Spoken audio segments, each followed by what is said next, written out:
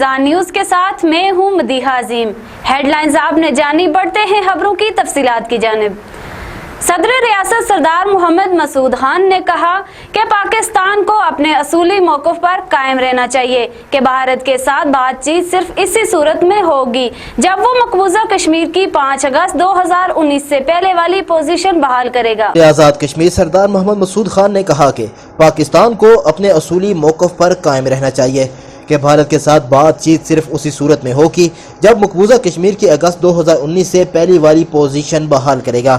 بھارت کے ساتھ دو طرفہ مذاکرات، شملہ اور لاہور مذاکرات اور بعد میں 1980 کی دہائی میں شروع ہونے والے مذاکرات جو 2008 میں تعطل کا شکار ہوئے کا حوالہ دیتے ہوئے صدر آزاد کشمیر نے کہا یہ سب بیکار اور لا حاصل مشق تھی جسے بھارت نے کشمیر سے دنیا کی توجہ ہٹانے اور وہاں پر اپنا غیر قانونی قبضہ مستحکم کرنے کے لیے استعمال کیا۔ انہوں نے کہا کہ 2016 میں برہان مظفر وانی کی شہادت اور اب 2019 میں بھارت کا مقبوضہ کشمیر پر ایک بار حملے اور محاصرے کے بعد کشمیر میں ایک بار پھر عالمی تنازع کے طور پر دنیا میں اجاگر ہوا ہے۔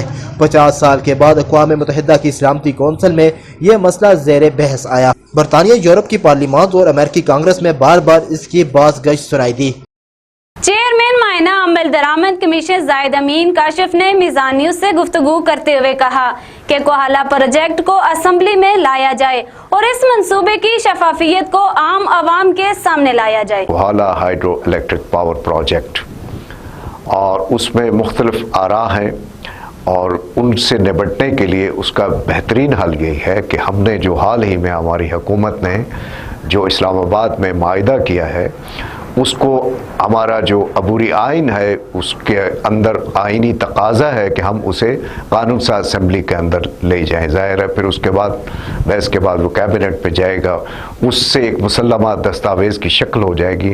ہم یہ چاہتے ہیں کہ چونکہ عوام کے مختلف تحفظات ہیں، خدشات ہیں، ارضیاتی اعتبار سے، ماحولیاتی اعتبار سے، موسمیاتی اعتبار سے، معاشرتی اعتبار سے اس کے مختلف مضمرات ہیں، خدشات ہیں، پھر خود وہ لوگ جن کی زمینیں جائیں گے ان کے نقل مکانی، ان کی آباد کاری وہ چند لاکھ چند کروڑ روپوں سے اس طرح ممکن نہیں ہوگی۔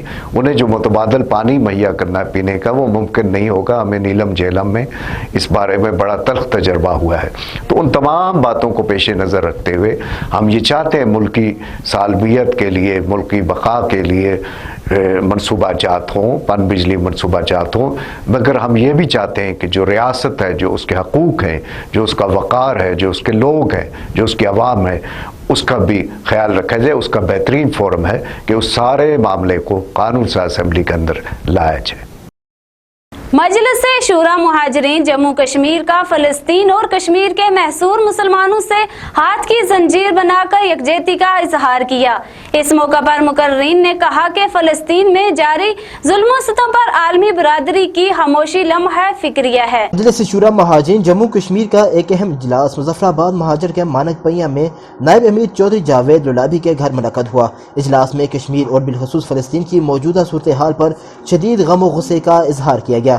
اجلاس کی صدارت صدر اصلاحی کمیٹی مجلس شورا جناب ظفر اقبال نے کی، جبکہ اجلاس میں سرپرست اعلیٰ مجلس شورا مہاجرین جموں کشمیر محمد رفیق قریشی، نمبردار محمد اسماعیل، نائب امیر چودھری جاوید اور دیگر نے اس موقع شرکت کی۔ اجلاس سے شورا ممبران نے اظہار خیال کرتے ہوئے کہا کہ مسجد الاقصی کے اندر گھس کر عبادت میں مصروف مسلمانوں پر اسرائیلی فورسز کی جانب سے حملے کھلی دہشت گردی ہے۔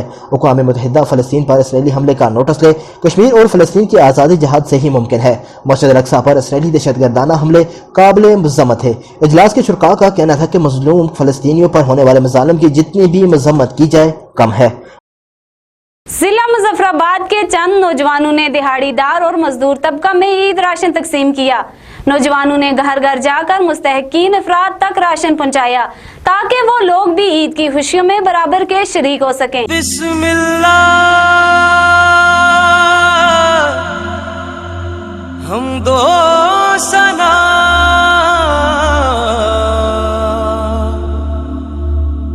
رب دارالحکومت مظفر آباد کے مختلف نوجوانوں نے مل کر 300 خاندانوں میں رمضان پیکج تقسیم کیا۔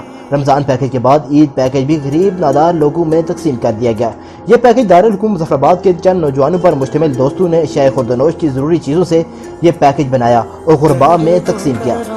بسم اللہ الرحمن الرحیم، السلام علیکم۔ میں آپ لوگوں کو یہ بتانا چاہتا ہوں کہ یہ عید پیکج ہم لوگ مستحق افراد میں بانٹ رہے ہیں اور اس سے قبل ہم نے رمضان کے آغاز میں 300 سے زائد خاندانوں میں راشن بانٹا، اور پچھلے سال بھی ہم نے متعدد خاندانوں میں راشن بانٹنے کا کار ثواب حاصل کیا، اور اس کار خیر میں ہم 5 سے 8 دوستوں نے مل کر یہ کام شروع کیا اور اپنے لوائقین سے، اپنے خاندان والوں سے، اپنے اور عزیز و اقارب سے ڈونیشن وصول کی۔ اس کام میں ہمارے ساتھ کسی قسم کی کوئی بھی سرکاری، نجی یا اور کسی قسم کی NGO نے تعاون نہیں کیا، بلکہ یہ ہم لوگوں نے، دوستوں نے مل کر سب سے پہلے اپنے جیب خرچ سے اس میں حصہ ڈالا، اور اس کے بعد باقی لوگوں سے بھی ہم نے زکوٰۃ اور عطیات وصول کیے۔